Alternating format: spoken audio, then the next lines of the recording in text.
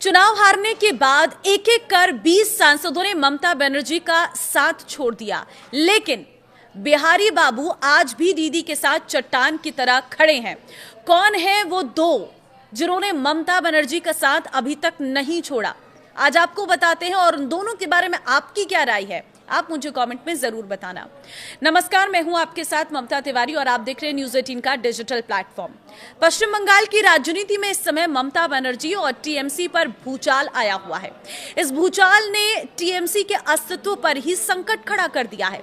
बंगाल की सत्ता गंवाने के बाद ममता बनर्जी ने अपने राजनीतिक जीवन में कभी ऐसी बेबसी नहीं देखी होगी। अच्छे दिनों में ममता बनर्जी ने जिन जिन नेताओं को अर्श से फर्श पर पहुंचाया, उन्हें बड़े बड़े पद दिए। अच्छे दिनों में ममता बनर्जी ने जिन जिन नेताओं को बड़े बड़े पद दिए, बड़ी बड़ी जिम्मेदारियां दी, आज टीएमसी के बुरे दिनों में उनमें से तकरीबन सारे नेताओं ने पाला बदल लिया है या दीदी का साथ छोड़ दिया है।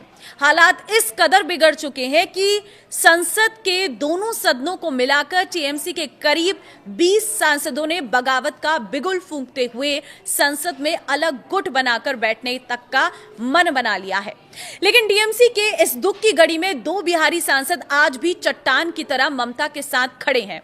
टीएमसी के सबसे बड़े और खौफनाक बिखराव के बीच ममता बनर्जी के लिए सबसे बड़ी राहत और हौसले की खबर बिहार से आने वाले दो दिग्गज नेताओं की तरफ से आई है, शत्रुघ्न सिन्हा और पूर्व क्रिकेटर कीर्ति झा आजाद।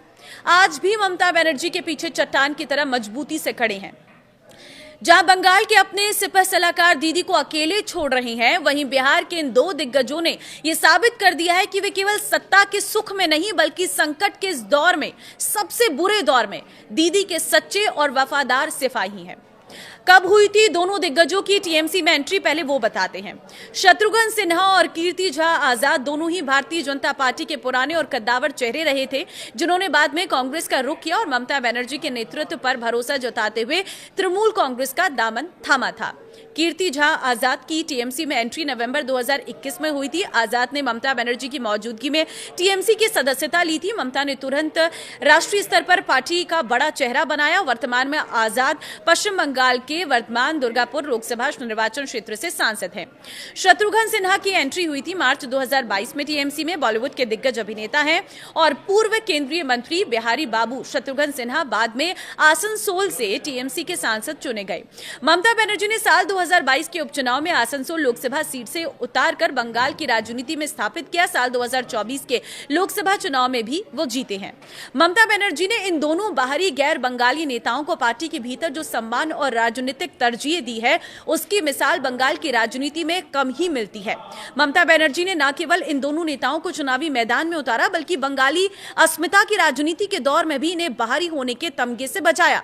शत्रुघ्न सिन्हा को आसनसोल जैसी बड़ी और हिंदी भाषी बहुल सीट से टिकट दिया, जहां उन्होंने रिकॉर्ड मतों से जीत दर्ज की। वहीं कीर्ति झा आजाद को भी पार्टी के भीतर राष्ट्रीय प्रवक्ता और थिंक टैंक के रूप में बड़ी जिम्मेदारी दी गई। मौजूदा समय में जब संसद में टीएमसी के 20 सांसदों के बागी रुख अख्तियार करने और अलग बैठने की बातें चल रही हैं, तब भी शत्रुघ्न सिन्हा और कीर्ति आजाद ने स्पष्ट कर दिया है कि वो ममता बनर्जी के साथ किसी भी परिस्थिति में विश्वासघात नहीं करेंगे। बिहार के एक वरिष्ठ पत्रकार कहते हैं कि राजनीति में वफादारी की कीमत तब पता चलती है जब नाव डूब रही हो। बंगाल के स्थानीय नेता और सांसद भले ही अपने राजनीतिक भविष्य को सुरक्षित करने के लिए बागी गुट या सत्ता पक्ष के दरवाजे खटखटा रहे हैं, लेकिन बिहार के इन दोनों नेताओं ने साफ कर दिया है कि वे ममता बनर्जी के नेतृत्व के प्रति पूरी तरह से प्रतिबद्ध है। वे बगावत का हिस्सा नहीं बनेंगे। ये कदम दिखाता है कि इन दोनों दिग्गजों के लिए नैतिक मूल्य और ममता दीदी का पुराना सम्मान के साथ बिहारी होने पर गर्व और तात्कालिक राजनीतिक लाभ से कहीं बढ़कर है। अपनों की बगावत और दिल्ली में इंडिया गठबंधन के दबाव के बीच बिहार के इन दो कद्दावर नेताओं की अडीग वफादारी ममता बनर्जी के लिए इस डूबते दौर में संजीवनी बूटी जैसा काम कर रही है।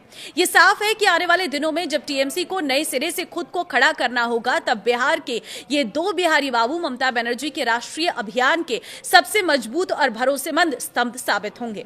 आपको क्या लगता है? अपनी राय जरूर दें, इस वीडियो को शेयर कर दें। नमस्कार।